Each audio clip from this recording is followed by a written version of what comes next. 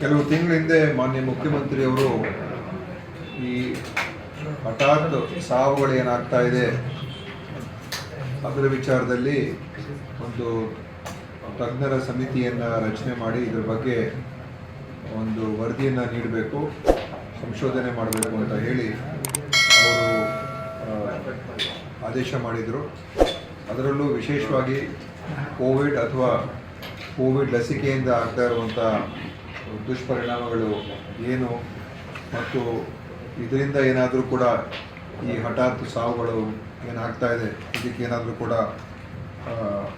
ಒಂದು ಸಂಬಂಧ ಇದೆಯಾ ಮತ್ತು ಇದರ ಬಗ್ಗೆ ವಿಚಾರಣೆ ಮಾಡಿ ಮತ್ತು ಮುನ್ನೆಚ್ಚರಿಕೆ ಕ್ರಮಗಳಿಗೆ ಮುಂದೆ ಏನು ತಗೊಳ್ಬೇಕು ಅದರ ಬಗ್ಗೆ ಎಲ್ಲ ಅವರು ಒಂದು ವರದಿಯನ್ನು ನೀಡಬೇಕು ಅಂತ ಮುಖ್ಯ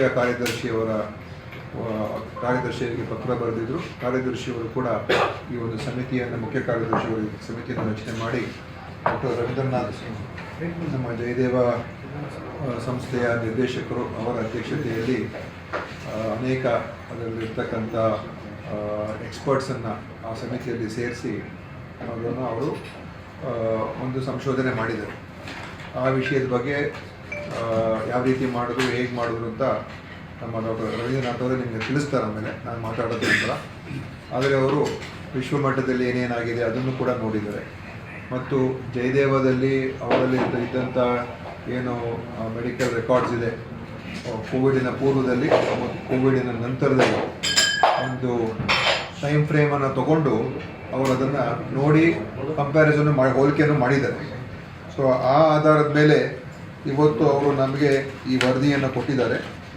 ಈ ವರದಿಯಲ್ಲಿ ಒಂದು ಅವ್ರು ಹೇಳ್ತಾ ಇರ್ತಕ್ಕಂಥದ್ದು ಕೋವಿಡ್ ಬಂದ ನಂತರ ಕೋವಿಡ್ನಲ್ಲಿ ಯಾರ್ಯಾರಿಗೆ ಕೋವಿಡ್ ಆಗಿತ್ತು ಅವರಲ್ಲಿ ಸ್ವಲ್ಪ ಮಟ್ಟಿಗೆ ಹೆಚ್ಚು ಈ ಹೃದಯಘಾತಗಳು ಮತ್ತು ಈ ಥರ ಒಂದು ಕಾಯಿಲೆಗಳು ಬರುವಂಥದ್ದು ಹೆಚ್ಚಾಗಿರುವಂಥದ್ದು ಕಂಡು ಬಂದಿದೆ.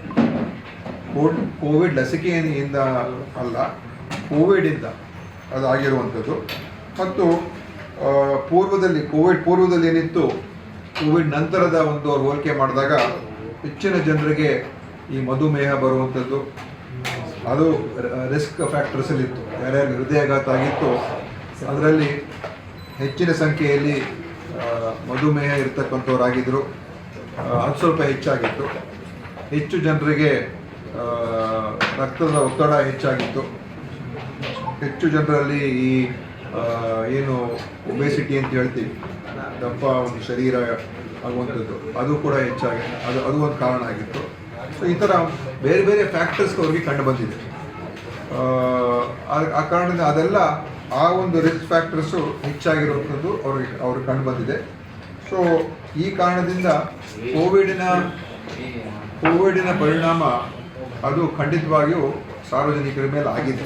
ಯಾಕಂತ ಹೇಳಿದ್ರೆ ಆ ಕಾಯಿಲೆಯಿಂದ ಬೇರೆ ಬೇರೆ ಔಷಧಿಗಳು ತೊಗೊಂಡಿರ್ತಾರೆ, ಆವಾಗ ಸ್ಟೆರಾಯ್ಡ್ಸ್ ತೊಗೊಂಡಿರ್ತಾರೆ, ಬೇರೆ ಬೇರೆ ಮೆಡಿಸಿನ್ಸ್ ತೊಗೊಂಡಿರ್ತಾರೆ ಮತ್ತು ಓಡಾಟ ಕಮ್ಮಿಯಾಗಿರ್ತದೆ.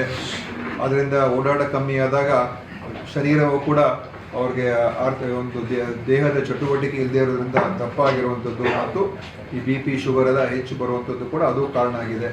ಮತ್ತು ಜಾಸ್ತಿ ಸಮಯ TV ಗಳ ಮುಂದೆ ಅಥವಾ ಕಂಪ್ಯೂಟರ್ ಮುಂದೆ ಅಥವಾ ಫೋನ್ಗಳ ಮೇಲೆ ಹೆಚ್ಚಾಗಿರುವಂಥದ್ದು, ಸ್ಕ್ರೀನ್ ಟೈಮ್ ಅಂತ ಏನು ಹೇಳ್ತೀವಿ ಅದನ್ನು ಕೂಡ ಹೆಚ್ಚಾಗಿರುವಂಥದ್ದು. ಇದೆಲ್ಲ ಒಂದು ಕಾಂಬಿನೇಷನ್.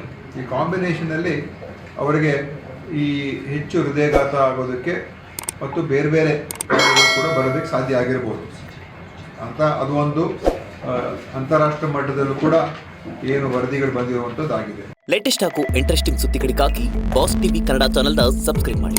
ಹಾಗೆಯೇ ಬೆಲ್ ಐಕಾನ್ ಪ್ರೆಸ್ ಮಾಡಿ. ಇದರ ಜೊತೆಗೆ ಫೇಸ್ಬುಕ್, ಇನ್ಸ್ಟಾಗ್ರಾಮ್, ಎಕ್ಸ್ನಲ್ಲೂ ಮಿಸ್ ಮಾಡದೆ ಫಾಲೋ ಮಾಡಿ.